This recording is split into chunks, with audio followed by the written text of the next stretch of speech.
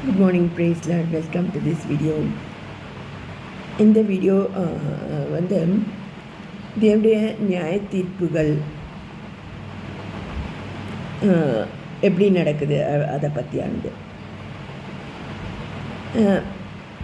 மனுநீதி சோழன் ஆராய்ச்சி மணி அப்படின்னு ஒரு கதை படிச்சிருக்கலாம்.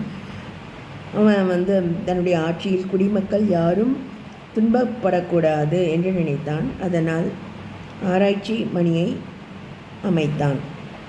யாருக்கு துயரம் நேர்ந்தாலும் அவங்க ஆராய்ச்சி மணியை அடித்தா மன்னன் வந்து அந்த துயரத்தை தீர்த்து வைப்பான். அதுபோல் ஒரு பசு கூட அதை வாயில்லா ஜீவனாக இருந்தாலும் அது போய் ஆராய்ச்சி மணியை அடித்து தனக்கான நீதியை வந்து வாங்கியது அப்படி சொல்லிட்டு கதை இருக்குது. ஆனால் தேவனுடைய பிள்ளைகள் இதை அறியாமல் இருக்கிற மாதிரி எனக்கு தோன்றுறது. நான் ஒரு தேவனுடைய பிள்ளையாக இருக்கேன், யாரோ எனக்கு துன்பம் செய்கிறாங்க அப்படின்னா வந்து நான் அதை கர்த்தரிடத்தில் முறையிடலாம், அது தப்பு கிடையாது. இந்த வாயில்லா ஜீவன் ஆராய்ச்சி மணியை அடித்தாலும் மன்னன் அதன் துயர போக்கன்னு நினைக்கிறான் இல்லையா. ஒரு அநீதி உள்ள உலக மனிதன் கூட அப்படி நினைக்கும்போது கர்த்தர் வந்து தம்மை நோக்கி தினமும் கூப்பிடுகிறவருடைய விஷயத்தில் நியாயம் செய்யாதிருப்பாரோ அப்படின்னு சொல்லிட்டு வசனம் இருக்கு. அதுபோல் கர்த்தருடைய நியாய தீர்ப்புகள்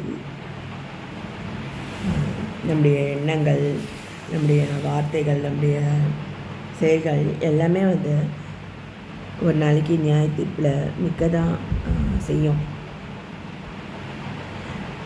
வாலிபனே, உன் இளமையிலே சந்தோஷப்படு, உன் வாலிப நாட்களிலே உன் இருதயம் உன்னை பூரிப்பாக்கட்டும். உன் நெஞ்சின் வழிகளிலும் உன் கண்ணின் காட்சிகளிலும் நட.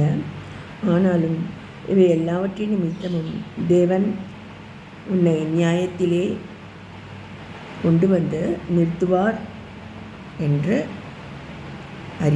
இதெல்லாம் வந்து நாங்கள் ட்ரெடிஷ்னல் சர்ச்சில் வளர்ந்தாலும் அங்கேயும் இந்த வசனங்கள் சொல்லப்பட்டன.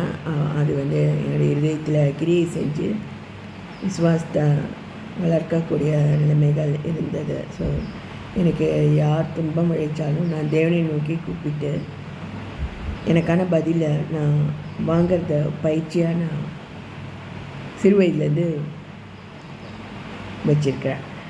ஸோ ஆராய்ச்சி மணி அப்படின்ற இதில் நான் பதிவு பண்ண விரும்புகிறேன். நிறைய பேர் இதை அறியாமலும் இதை செயல்படுத்தாமலும் கண்ணீரும் கம்பளையுமா இருக்கக்கூடிய விசுவாசிகள், அதுதான் நார்மல் அப்படின்னு கூட நினைக்கிறவங்க கூட இருக்கிறாங்க.